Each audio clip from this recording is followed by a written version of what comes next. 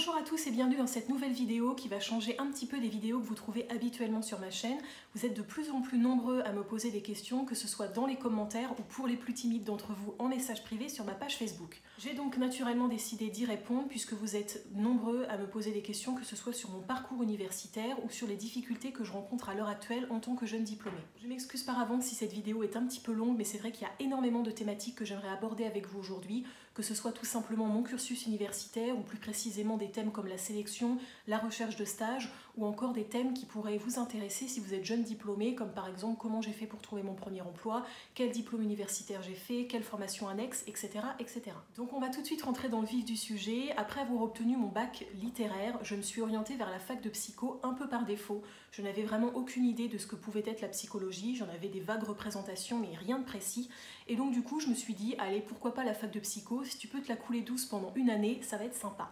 Et puis finalement, très rapidement, dès les premiers cours, j'ai commencé à m'intéresser plus précisément à la psychopathologie clinique et ensuite un peu plus à la psychologie du développement. La première année de licence, je l'ai plutôt bien vécue, pareil pour la deuxième, même si je rencontrais de grandes difficultés dans tout ce qui était matière scientifique, comme par exemple les statistiques. C'était vraiment ma hantise, je galérais énormément et j'avais de gros doutes et j'ai même failli rater ma licence à cause des stats. La L3 a été un petit peu plus compliquée puisqu'il a fallu que je fasse un stage et également un mémoire de fin d'études, c'est-à-dire un TER, et là ça a été vraiment compliqué déjà de choisir un thème qui m'intéressait, de trouver un stage et en plus de s'investir dans les cours. C'est pour ça que j'ai décidé de faire ma licence en 4 ans, c'est-à-dire de passer ma L3 en 2 ans. Une première partie de ma L3 était vraiment orientée uniquement sur les contenus théoriques, donc j'ai passé durant ma première L3 tous les cours, c'est-à-dire toutes les partielles, et ensuite durant ma seconde L3, j'ai fait un stage et mon mémoire. J'ai choisi de faire un stage dans un EHPAD déjà pour connaître un peu mieux le métier de neuropsychologue. Encore une fois, j'en avais une vague idée et des représentations un peu floues, et ensuite pour être confrontée à une population vieillissante, pour certains atteints de démence. Durant ma L3, j'ai donc réalisé un TER en lien avec ce qui me plaisait le plus pour le moment, c'est-à-dire tout ce qui tournait autour de la cancérologie. Donc j'ai choisi de m'intéresser au couple face à la maladie et vous avez donc déjà vu cette vidéo, c'est-à-dire un peu une synthèse de tout ce que j'ai pu dire durant ce mémoire. J'ai fait partie de ceux qui n'ont pas subi la sélection à la fin de la licence pour rentrer en master, mais à la fin du M1 pour rentrer en master 2. Donc je suis rentrée en M1 de droit, puisque je venais d'obtenir ma licence avec vraiment une moyenne au ras des pâquerettes, et c'est là que les ennuis ont un peu commencé, ou du moins une angoisse énorme qui est venue me submerger dès que j'ai commencé mon M1. J'étais ravie de rentrer dans ce Master 1, mais très rapidement, on va dire que ce côté « waouh, ça y est, je suis en Master » a vite été rabaissé, notamment par les professeurs qui nous ont mis dès le début de l'année une pression inimaginable, puisqu'on ne pouvait pas redoubler. On était de ceux qui avaient vraiment les dernières chances pour rentrer en Master 2, puisqu'ensuite la sélection allait basculer à la fin de la licence. Ça aurait été impossible pour nous de le redoubler, comme je le disais, puisqu'on aurait dû passer une sélection à la fin de la licence, et en tout cas dans mon cas, mon dossier à la fin de la licence n'était pas suffisamment construit, fort, pour pouvoir avoir des chances de rentrer en Master 1. Donc quand je suis rentrée en Master 1, on a eu une pression, comme je le disais, énorme de la part des professeurs qui nous ont dit vous devez avoir par exemple 15 au mémoire, vous devez avoir 13 au contenu théorique, c'est-à-dire au cours, vous devez avoir un projet pro extrêmement construit, vous devrez avoir un stage avec des notes exceptionnelles, enfin plein de choses qui sont venues rajouter une pression sur déjà une angoisse massive de ne pas avoir le diplôme. Donc c'était très angoissant et alors cette année de M1, je l'ai extrêmement mal vécu. Il y avait une pseudo-compétition entre les 60 personnes qui faisaient partie du M1.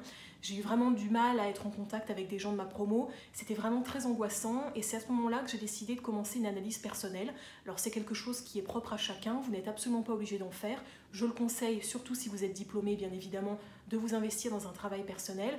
Moi pour ma part, avec mon obédience qui était psychodynamique, je me suis orientée vers une psychanalyse, mais après c'est propre à chacun et bien absolument pas une obligation, bien que je le conseille fortement, surtout si vous êtes jeune diplômé. Mais voilà, c'est quelque chose qui vient un peu vous étayer durant les nombreuses années qui peuvent être très angoissantes, que ce soit du master jusqu'au début et surtout même après le début de votre vie professionnelle. Donc après une recherche de stage qui a été particulièrement compliquée, j'ai dû faire jouer un carnet d'adresses que je pensais utiliser à la fin du Master 2 pour pouvoir trouver un emploi, mais finalement j'ai dû jouer mon joker dès le début du Master 1 pour trouver un stage dans ma région, dans un centre antidouleur, puisque je m'intéressais déjà de plus en plus à la clinique du trauma et par conséquent à la clinique de la douleur. Après avoir décroché un stage de 200 heures dans un CETD, c'est-à-dire un centre d'évaluation et de traitement de la douleur, j'ai commencé à me questionner sur mon sujet de mémoire de Master 1 qui allait être crucial pour ma sélection en Master 2. J'ai commencé à me questionner sur ce qui me plaisait, sur ce que j'allais pouvoir mettre en valeur avec différents professeurs, ce qu'ils allaient aimer, pas aimer, etc.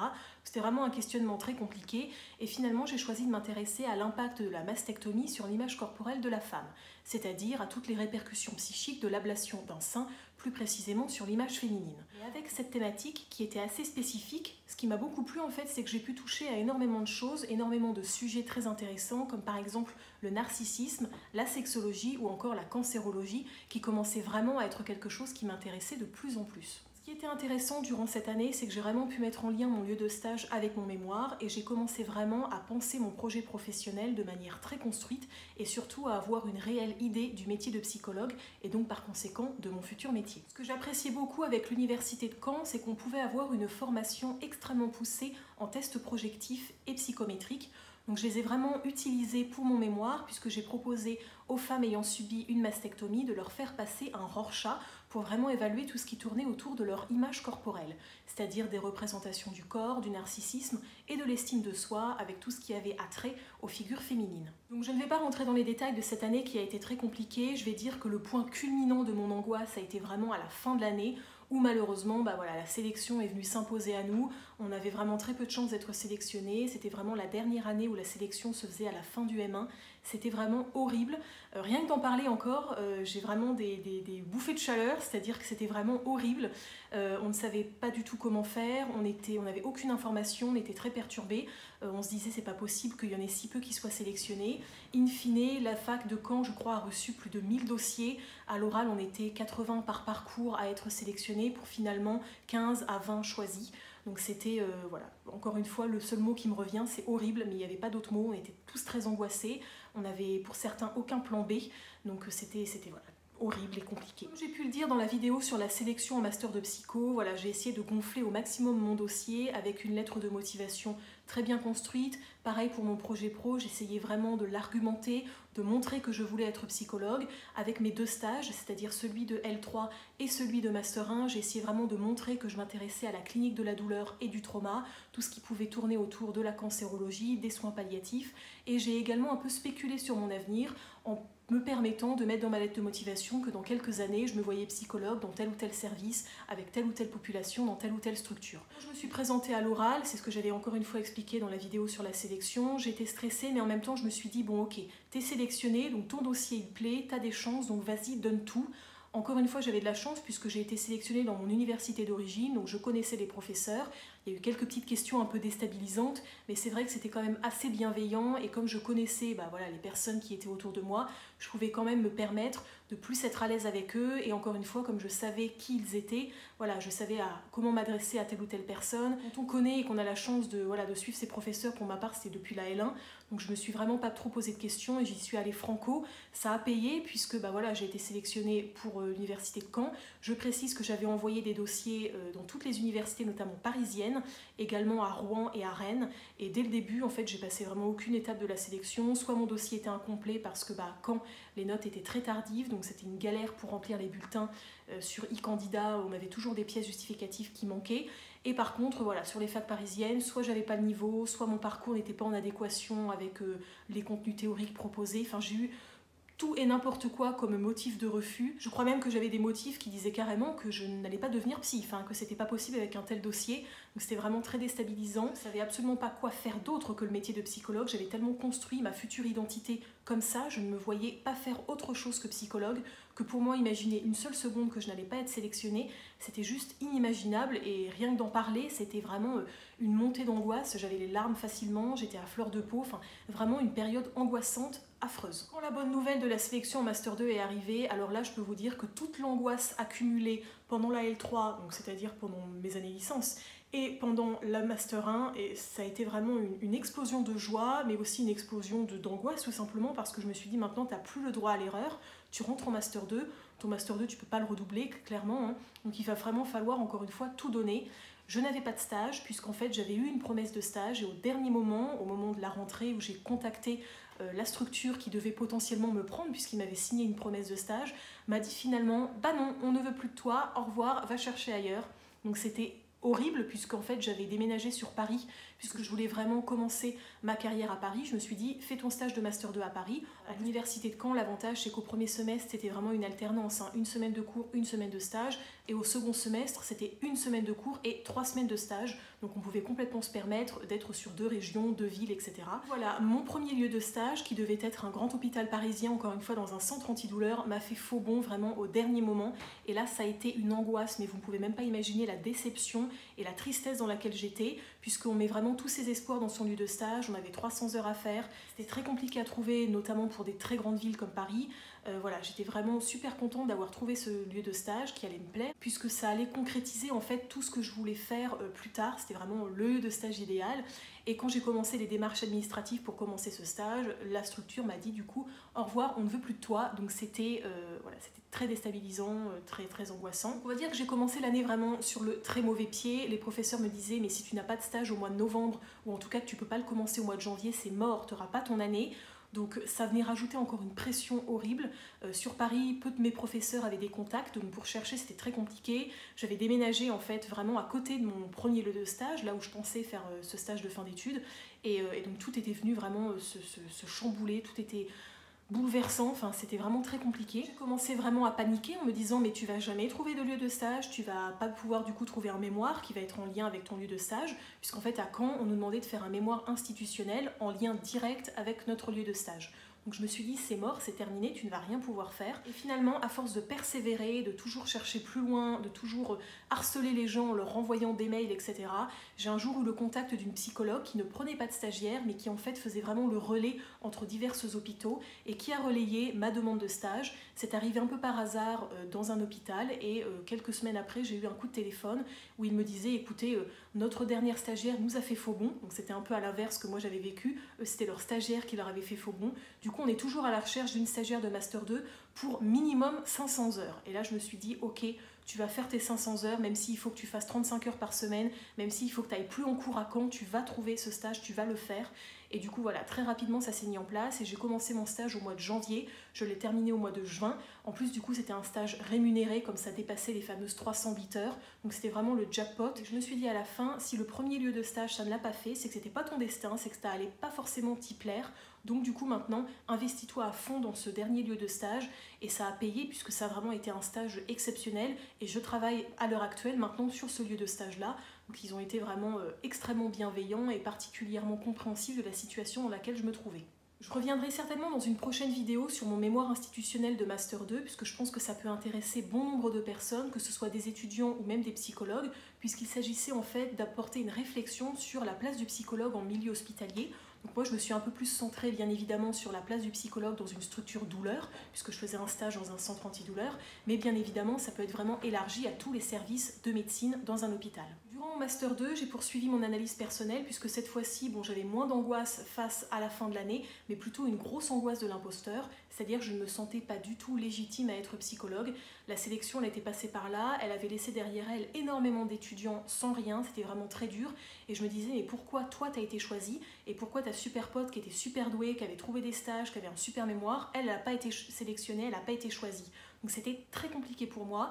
Alors heureusement sur mon lieu de stage, j'étais vraiment encadrée par des personnes super bienveillantes qui m'ont toujours un peu renarcissisée et permis de croire en moi, mais c'était difficile puisque les professeurs nous disaient « Vous savez, le Master 2, c'est pas gagné, on a tous l'impression qu'une fois qu'on est en Master 2, c'est dans la poche, mais attention, il faut rester sur ses gardes, etc. » Donc d'un côté, j'avais sur mon lieu de stage des gens qui me disaient « Mais t'inquiète, c'est super, continue, t'es top », et à la fac, j'avais des personnes qui me disaient « Mais non, c'est pas du tout gagné, continue de cravacher, continue de t'acharner, puisque voilà, ça se trouve, tu vas pas être diplômé. » Dès le mois d'avril de mon année de Master 2, j'ai commencé à chercher un emploi pour le mois de septembre. Je m'étais vraiment gardé le mois de juillet et août pour des vacances, puisque globalement, je pense que ça allait être les dernières vacances. Finalement, vous allez voir que ça ne s'est pas du tout passé comme ça.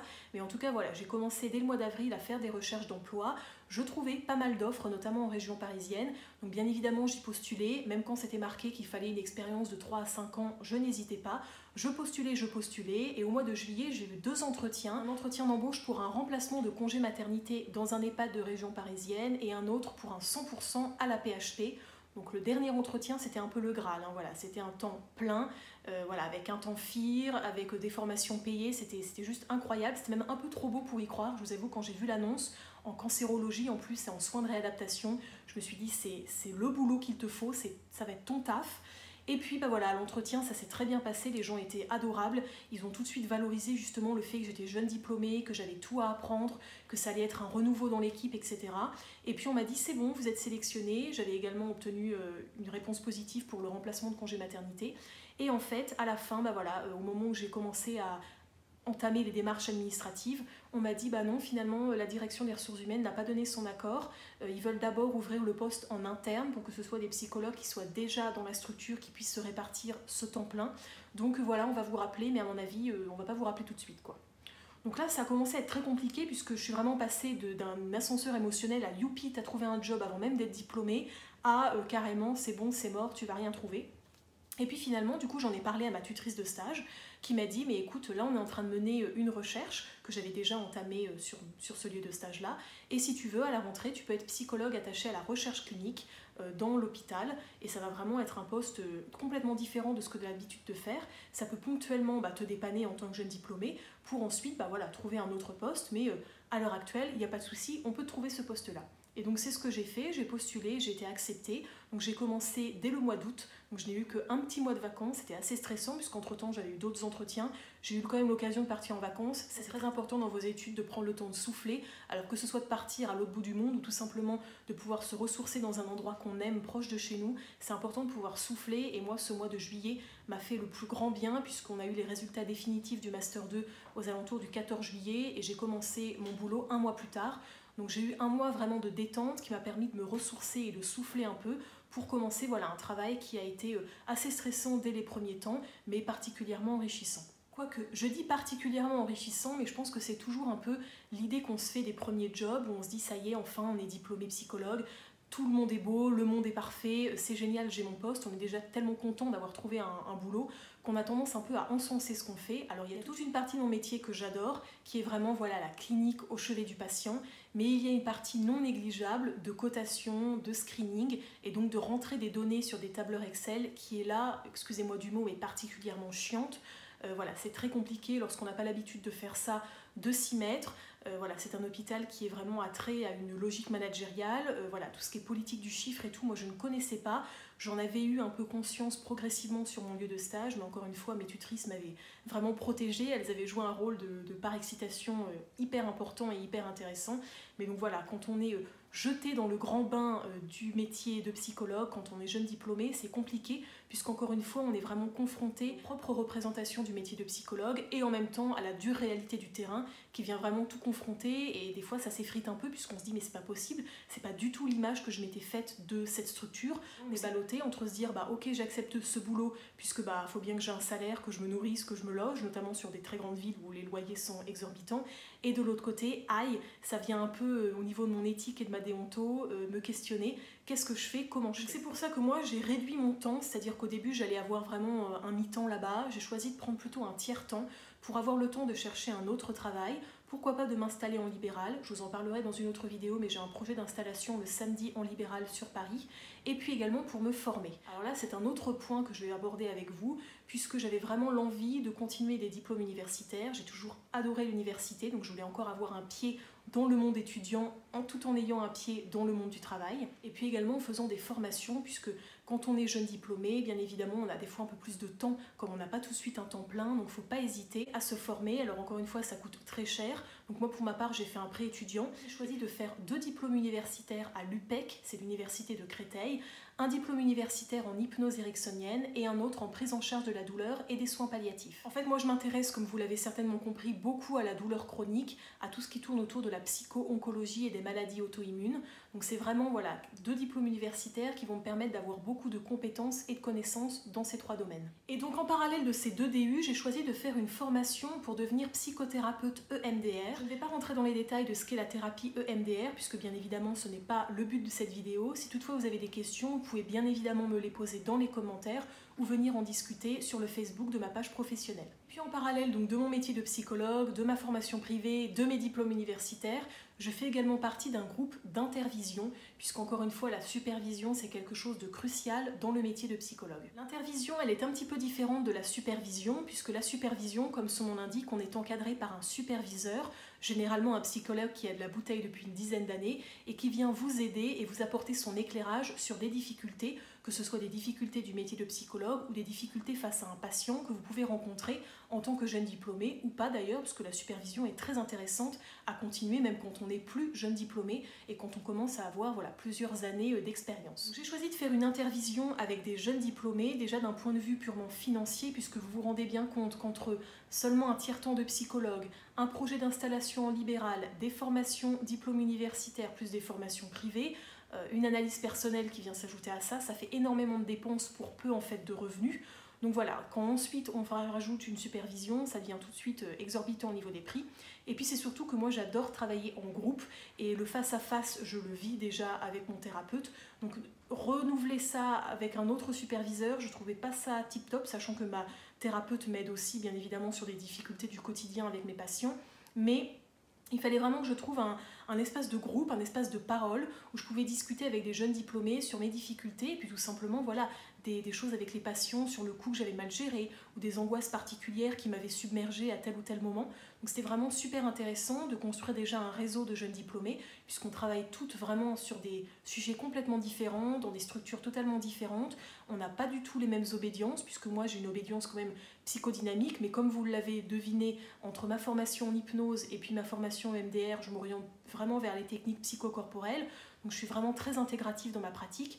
Donc voilà, dans ce groupe, il y a vraiment des personnes tout venant. Ce sont toutes des jeunes diplômés psychologues, bien évidemment, mais qui ont vraiment des obédiences, des thématiques vraiment toutes différentes. Et c'est ça vraiment qui me plaît le plus. Donc voilà, c'est vraiment le conseil que je peux vous donner. Si vous avez la possibilité de créer, ou en tout cas de rejoindre un groupe d'intervision, ça ne peut être que bénéfique. Déjà pour votre réseau personnel, surtout si vous vous installez en libéral, et puis tout simplement voilà, pour venir grossir vos connaissances et votre réseau, parce que c'est toujours ce qu'on manque quand on est jeune diplômé, on a peu de connaissances, peu de réseau, donc c'est super important de le développer, et puis de faire face à des personnes qui rencontrent les mêmes difficultés que vous, parce qu'on se sent toujours un peu seul quand on est jeune diplômé, on se dit mais je comprends pas, j'ai les gens de ma promo, ok, ils rencontrent les mêmes difficultés que moi, mais moi voilà, je me sens seule dans ma région ou dans ma ville, et finalement il y a énormément de gens qui ont les mêmes difficultés que vous, et le fait de ne pas se sentir seul, c'est vraiment hyper bénéfique. Donc voilà, je pense que j'ai balayé quand même l'ensemble de mon cursus universitaire, et puis encore une fois, voilà cette première année de diplôme qui est assez compliquée, je ne vous cache pas. Dans les prochaines vidéos, j'aurai des invités, que ce soit des amis à moi psychologues, ou tout simplement des personnes qui font partie, pourquoi pas, de mon groupe d'intervision, ou des professionnels que je rencontre au quotidien. Ça pourrait être intéressant en fait de confronter un peu le discours que je viens de vous tenir avec leur propre expérience. Je ne sais pas encore trop quelle forme ça prendra, est-ce que ce sera une forme d'interview ou plutôt une forme d'échange, ce que je préférerais, mais encore une fois, ça va dépendre de la personne qui se trouvera à mes côtés. Donc voilà, un dernier mot sur la chaîne YouTube, vous l'avez certainement remarqué, il y a une vidéo par semaine. Au début, je voulais en mettre 2, mais ce n'était absolument pas compatible avec mon emploi du temps, puisque comme vous l'avez vu, certes, j'ai un boulot qui m'occupe seulement un tiers de ma semaine, mais entre voilà, les formations, l'intervision, l'analyse personnelle, il y a énormément de choses qui viennent prendre beaucoup de temps, beaucoup d'énergie, et c'est vrai que j'avais envie de faire une chaîne YouTube avant tout pour d'abord me plaire, puisque je ne fais pas ça forcément pour ramener des foules autour de cette chaîne YouTube, mais donc par conséquent, quand j'ai pas le temps, quand je manque de motivation, pas l'envie, je vais pas me forcer à faire une vidéo. Donc du coup voilà, c'est des thématiques qui me plaisent, des thématiques que j'ai envie de partager avec vous, mais je ne vais ni m'imposer un rythme et ni m'imposer des thématiques sur des vidéos, puisque j'ai vraiment envie que ce soit un hobby qui me plaise et je ne veux pas du tout que ça devienne une contrainte. Là, si vous avez des questions, n'hésitez pas à les poser en commentaire. Vous pouvez aussi aller jeter un coup d'œil à ma page Facebook professionnelle où je partage également d'autres petites vidéos, notamment que je réalise avec la communauté Fresh. J'en ai réalisé une sur le viol au travail et plus précisément les conséquences du viol en général sur la femme, et puis une autre vidéo qui va prochainement arriver sur la fibromyalgie. Donc j'espère que cette vidéo sur mon parcours vous a plu. C'était un peu un petit quid du jeune diplômé pour savoir ce qu'il en est, des difficultés qu'on rencontre, et puis également pour que vous me connaissiez un petit peu puisque vous regardez mes vidéos. C'est vrai que c'est des vidéos des fois sur des thématiques un peu lourdes, je pense notamment à celle sur la psycho-oncologie où j'avais du mal à sourire puisque ce sont des thématiques bien évidemment qui sont lourdes et je ne me voyais pas avoir un super sourire en vous racontant voilà, des choses sur le couple face à la maladie ou sur les répercussions d'une mastectomie sur l'image de la femme. C'est des thématiques qui sont assez compliquées. Je vous remercie encore une fois de l'accueil que vous avez fait aux dernières vidéos, notamment concernant bien évidemment les livres, mais aussi la filmographie qui pouvait être intéressante pour les étudiants en psycho et également pour les professionnels. Donc voilà, un grand merci pour tous vos j'aime, pour tous vos commentaires. C'est une toute petite communauté, bien évidemment, hein, c'est que 200 personnes qui me suivent, mais voilà, je vous remercie chaleureusement, et puis voilà, j'espère que tout se passe bien dans vos études ou alors dans le début de votre vie professionnelle. N'hésitez pas d'ailleurs dans les commentaires à me dire où vous en êtes dans vos études, vers quoi vous vous destinez, quelles sont les thématiques qui vous intéressent, puis on pourra échanger un petit peu, et n'hésitez pas également à dire si vous cherchez un stage ou si vous cherchez des aides tout simplement pour un sujet de mémoire, etc. Faut pas hésiter à poser dans les commentaires, on ne sait pas qui c'est qui peut passer par cette vidéo et qui peut potentiellement vous aider. Si cette vidéo vous a plu, vous pouvez laisser un j'aime et ne pas oublier de vous abonner en activant les notifications pour être au courant dès qu'une nouvelle vidéo sort. Merci d'avoir regardé la vidéo et à très bientôt.